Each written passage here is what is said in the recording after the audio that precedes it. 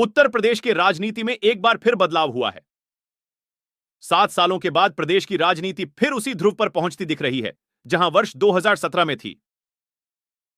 UP विधानसभा चुनाव 2017 से पहले प्रदेश में अखिलेश यादव मुख्यमंत्री थे, लेकिन लोकसभा चुनाव 2014 की हार के बाद प्रदेश की राजनीति पर उनकी पकड़ कमजोर हुई थी। ऐसे में भारतीय जनता पार्टी के उभार को रोकने के लिए अखिलेश यादव और राहुल गांधी ने हाथ मिलाया। पूरे प्रदेश में दो लड़कों की जोड़ी के कमाल की चर्चा खूब हुई।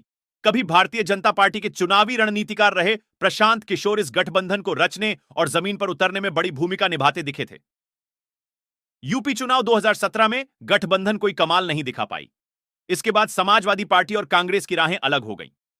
7 सालों के बाद अब अखिलेश यादव और राहुल गांधी एक बार फिर साथ आ गए हैं। इस गठबंधन के पीछे इस बार बड़ी भूमिका प्रियंका गांधी की रही है। गठबंधन के तहत समाजवादी पार्टी 63 और कांग्रेस 17 सीटों पर अपने उम्मीदवार उतारेगी। वाराणसी समेत उन सीटों से सपा अपने उम्मीदवार हटाएगी जो गठबंधन के तहत कांग्रेस के पाले में गई है। बुधवार को कांग्रेस सपा के संयुक्त प्रेस कॉन्फ्रेंस में इस संबंध में बड़ा ऐलान किया गया। यूपी चुनाव 2017 के नतीजों के बाद दोनों दलों की राहें अलग हुईं, तो इसके बाद से फिर कभी एक साथ नहीं दिखे।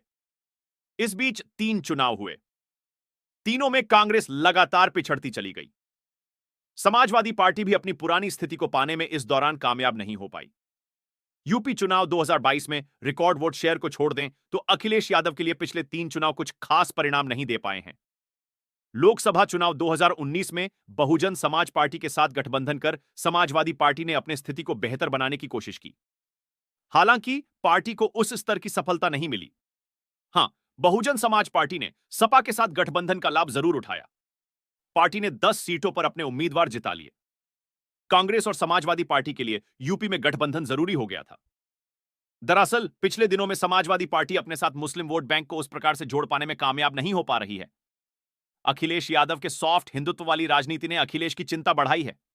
यह वोट बैंक कांग्रेस और बसपा की तरफ शिफ्ट हो सकता था। अब कांग्रेस को साथ जोड़कर अखिलेश ने इस वोट बैंक पर एक बार फिर अपना भरोसा कायम करने की कोशिश की है।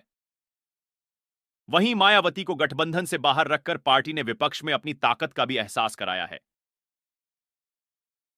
मुरादाबाद सीट को लेकर पिछले दिनों कांग्रेस के साथ खींचातानी की खबरें आईं। दरअसल मुरादाबाद सीट से प्रियंका गांधी के पति रॉबर्ट वाड्रा को उम्मीदवार बनाए जाने के कयास लग रहे थे, लेकिन अखिलेश एसटी हसन को हटाने के पक्ष में नहीं थे। अब यह सीट फिर सपा के पाले में आ गई है। इसका संदेश मुस्लिम वोट बैंक को देने का प्रयास होगा कि अखिलेश ने उनके समाज के नेता के लिए गठबंधन तक कुर्बान कर दिया था। ऐसे संदेश चुनावी मैदान में बड़ा फर्क पैदा कर सकते हैं। कांग्रेस के पास जनाधार को बढ़ाने की चुनौती है। साथ ही सबसे अधिक परेशानी बूथ लेवल कार्यकर्ताओं की है। निचले स्तर पर संगठन की कमजोरी से पार्टी जूझ रही है। इस प्रकार की स्थिति में कांग्रेस को एक मजबूत संगठन की जरूरत है। समाजवादी पार्टी के साथ जुड़ने पर पार्टी को यह मिल सकता है।